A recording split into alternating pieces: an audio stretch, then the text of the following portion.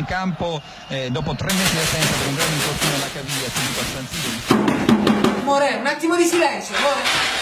Amore, non sento niente, amore, non sento niente, amore, non sento niente, ti ho chiesto un attimo di silenzio e ti metti a fare un concerto metal. Ma scusami. Ti stai fermo in un punto, per favore. Sì, va bene. Va bene, è stato lui! Zitto! Ti devi stare zitto! Tu sei una bestia! Ma com'è che ti fa così? Zitto! Zitto, zitto, basta! Basta! Shh! Zitto!